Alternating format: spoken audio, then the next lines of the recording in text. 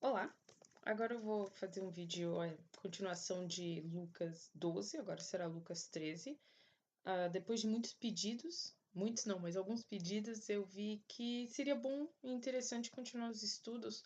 A princípio eles tinham sido para minha irmã, ela tinha acabado de se converter, e como ela estava indo na igreja e no estudo bíblico, eu pensei, bem, eu aprendi lá, mas quando eu vi que algumas pessoas gostariam também de aprender, achei bom então continuar os estudos. Primeiro, como sempre, continuar orando, né? Pela conversão das pessoas que são próximas a nós e também continuar orando para esse estudo. Vamos começar? Amado Pai, em nome de Jesus, pelo teu Santo Espírito, dê-nos entendimento e esclarecimento da tua palavra, para que a gente possa discernir as coisas simples que o Senhor tem nos deixado e que o Senhor conferiu a todos nós, Pai, o perdão dos pecados, a restauração e a vida e vitória em Cristo. Ilumina nossos olhos pelo Espírito Santo, em nome de Jesus. Amém. Bem, o estudo em Lucas começa com, se vocês tiverem um título, está escrito A Morte dos Galileus e a Queda da Torre de Siloé. Primeiro, esses títulos não eram originais, não são originais, elas foram colocadas para facilitar o nosso entendimento.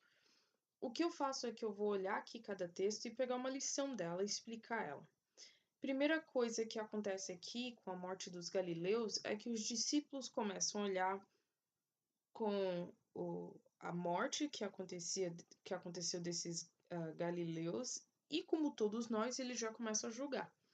Poxa vida, eles morreram, então eles eram ruins e eles mereciam aquilo. E é interessante que Jesus fala assim, ele entende o pensamento deles e ele pergunta: pensais que esses galileus eram mais pecadores que todos os outros galileus por terem padecido dessas coisas? Jesus responde: não era, né? Eu vos afirmo, porém, se não vos arrependerdes, todos igualmente perecereis. É uma parte bem interessante aqui desse texto, e eu creio que é um princípio bíblico. Quando acontece um desastre natural, quando acontece um tsunami, um terremoto, nós somos bem rápidos em julgar que essas pessoas estão sofrendo isso porque a nação não é cristã, porque elas pecaram. Sim, existe a questão de pecado traz consequências. A Bíblia diz que o salário do pecado é a morte, mas a Bíblia também diz que o Senhor faz chover sobre justos e injustos. E Jesus está tirando um princípio bem claro aqui, que não é pela forma que a pessoa morre que mostra se ela é salva ou não. O que está mostrando aqui, ele quer falar para eles, é que essas pessoas pereceram e vão perecer todas aquelas que não têm Cristo como Salvador. E isso é bem importante para a gente parar de julgar as pessoas e falar assim: olha, aquela pessoa está sofrendo porque ela fez isso. Sim, o que plantamos, colhemos. Mas o Salmo 103 diz que Deus não nos recompensa conforme o nosso pecado.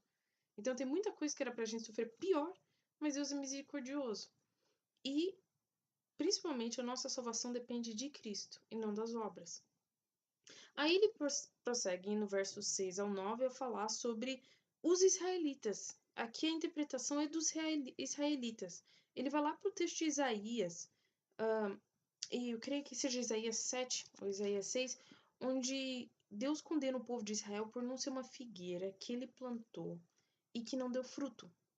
E aqui ele está colocando que a vinda de Cristo, ele acaba tirando esse velho sistema onde os israelitas buscavam Deus por meio de sacrifícios, né, etc. E ele condena porque os judeus não fizeram aquilo que Deus tinha separado eles como nação. Deus separou Israel não porque ela era melhor que qualquer outra nação, mas porque essa nação deveria refletir a glória de Deus, assim como nós também devemos refletir a glória de Deus, como igreja. E aqui ele fala, né?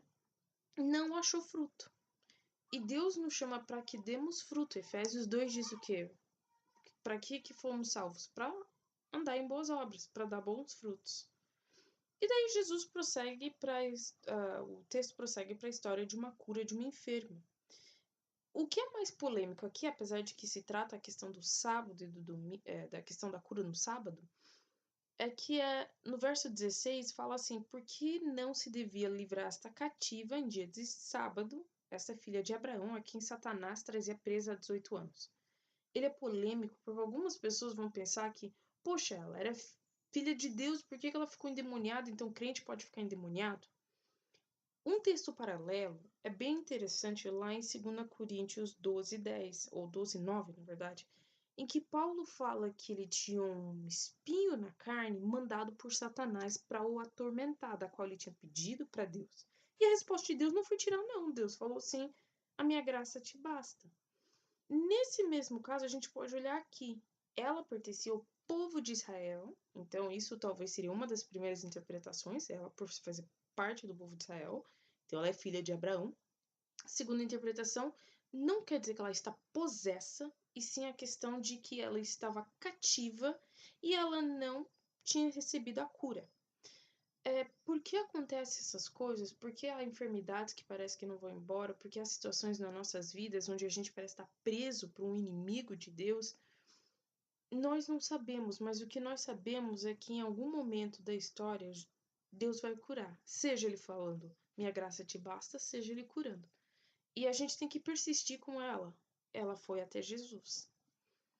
Aí depois começa sobre a parábola da grão de mostarda e do fermento. Ao que se compara o reino? O que Jesus está falando aqui? O reino de Deus não para de crescer.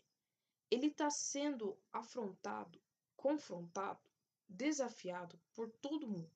Mas Jesus fala assim, ele parece um grãozinho de mostarda. Tem perseguição, tem gente querendo matar, mas ela vai crescer até ficar grande e não ter mais como caber. E ele daí depois fala daqui da porta estreita. O que é interessante é que dessa porta estreita ele junta dois relatos parecidos nos outros evangelhos, em onde Mateus 7:21, 21 a 28 fala sobre nós não expulsamos demônios, não fizemos isso no teu nome. Jesus fala, não te conheço, que pratica iniquidade. Aqui Jesus está falando sobre a questão da salvação e a porta estreita. A porta estreita é ele. Jesus não está falando que a salvação é difícil. Jesus não está falando que a salvação se perde. O que Jesus está falando aqui é que nem todo mundo quer entrar pela essa porta. Que o caminho parece difícil, mas no final, aqueles que fazem a vontade de Deus é que vão ser salvos. E ele disse aqui, ó, muitos virão do Oriente e do Ocidente. Para quem ele está se comparando? Lembra aqui que ele está falando, aqui todo o contexto, né? A parábola da figueira estéril, Israel. Eles não querem entrar por essa porta estreita. Eles estão confrontando Jesus aqui, falando que ele não podia curar no sábado. Jesus está falando que o reino dele vai crescer. E essa porta que eles não estão querendo entrar é a porta estreita, a porta que parece que não é a certa. Mas Jesus está falando aqui que pessoas vão vir do mundo inteiro para se converter. Ela vai crescer. E cabe a nós entrarmos por essa porta. E ele fala, últimos vão ser primeiros. E esse contexto aí pode ser também da questão de Israel. Eles foram chamados primeiros, mas eles foram para o último da fila, como diz Romanos 11, porque eles não creram em Jesus. Aí depois tem mais uma confronto, que é aqui a questão de Herodes. E, de novo, Jesus chega, parece que no fim aqui, e ele lamenta. Ele lamenta que essa figueira não está dando fruto. Ele lamenta que na sinagoga não estão aceitando ele. Ele lamenta que há pessoas que acham que eles vão ser salvos porque eles são melhores do que os galileus. Ele lamenta porque tem uma porta da qual ninguém quer entrar, ou muitos não querem entrar. E ele fala para Herodes. Ele confronta Herodes. Ele chama Herodes de raposa. E ele fala: eu expulso demônios hoje. E ele vai fazer milagres no outro dia. O reino de Deus vai continuar. Mas ele lamenta porque tem muitos que não querem fazer parte desse reino. E cabe a nós querer fazer parte desse reino e fazer parte do tempo com Deus, né? Da porta estreita, do caminho difícil, que no final traz bênção a todos nós. Que Deus te abençoe na interpretação da palavra dele.